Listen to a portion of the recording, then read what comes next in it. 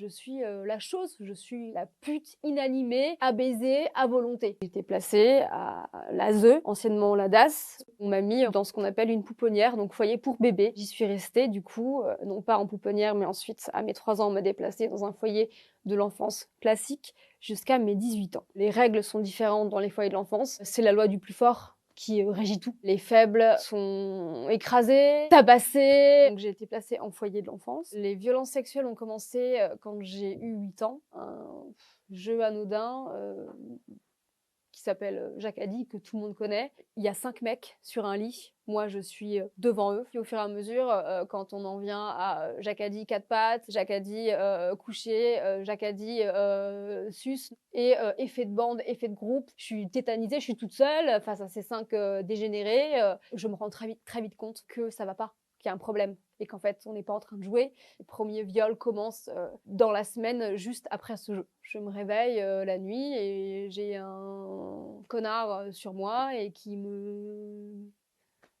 m'empêche de respirer et qui me menace et qui me dit si tu ouvres ta gueule, je vais t'égorger, sale chienne. Et donc j'ai été violée comme ça par le violeur principal. Et ensuite j'ai été violée comme ça tous les jours par 3 adolescents de 15 ans. Je suis la chose, je suis la pute inanimée à baiser à volonté. Comme ça se répétait dans le temps et tous les jours, je me disais que tous les hommes devaient être dégénérés. D'une part ça, et que de deux, potentiellement, ça allait être ça, ma vie. Alors le lendemain, non, j'ai pas voulu en parler, je voulais mourir, j'avais honte, je me sentais crade, je me sentais sale, je me sentais dégoûtante. Puis j'avais peur, j'étais terrorisée, j'étais menacée. Je voulais disparaître. Les viols de nuit ont débordé le jour. Quand tu rentres de l'école, que tu te fais violer, et que la nuit aussi tu te fais violer, et qu'en fait tu te fais violer tout le temps. T'es en alerte chaque seconde, et puis tu sais que tu vas te faire violer, et puis tu t'attends en fait de te faire violer. Un jour, celui que j'appelle mon sauveur, à table, donc devant tout le monde, donc devant exactement 14 personnes, dit « Charlie se fait niquer tous les soirs par machin, machin, machin ».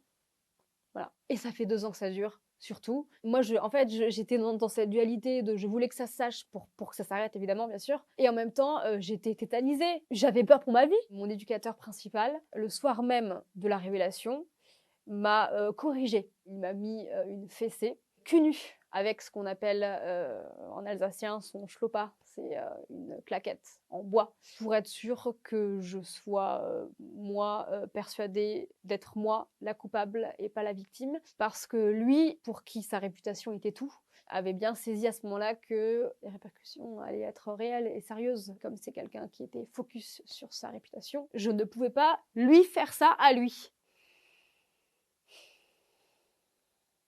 Le lendemain, on va chez les flics et je fais ma déposition. Et la déposition est très particulière parce que je ne parle pas, parce que je suis traumatisée, parce que j'ai peur, parce que je me sens sale, je me sens crade, parce que je me suis prise la fessée la veille. J'ai été sous l'emprise totale de mon éducateur de l'autre côté du mur. Alors à la fin de cette déposition, je me suis sentie légère pendant 5 secondes parce que ça a été la seule à me dire que j'étais la victime. Et donc du coup, déjà, je tiens à préciser que ça a sauvé ma psyché d'enfant parce qu'après, par la suite, on a continué d'entretenir ce truc de culpabilité me concernant. Moi, je retourne au foyer après donc la déposition. En une semaine, 2 des violeurs sont déplacés d'établissement. Ils ne sont pas mis dans ce qu'on appelle des PJJ, donc des prisons pour mineurs. Et en revanche, on juge le violeur principal et on le met en PJJ du coup, et il prend 5 ans avec sursis. Après les viols de 2 ans, j'ai subi une agression sexuelle de la part d'un adulte, d'un éducateur, quand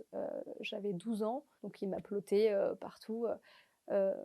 Et c'est tout, je dis c'est tout, en analogie avec ce que j'ai subi, qui pour moi me paraissait tellement de la poussière d'étoiles. Donc en plus là, un adulte m'agresse sexuellement. Donc je me dis, d'accord, donc les ados violent, agressent sexuellement, mais les adultes aussi. Quand on sort d'un passé aussi violent, comment on fait pour appréhender la vie, le quotidien? Et quelles sont les séquelles qui nous sont laissées? On compose le quotidien comme on peut.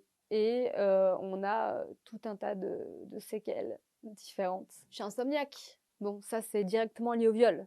Ensuite, j'ai eu les séquelles du syndrome de post-traumatique. Je m'arrachais les cheveux.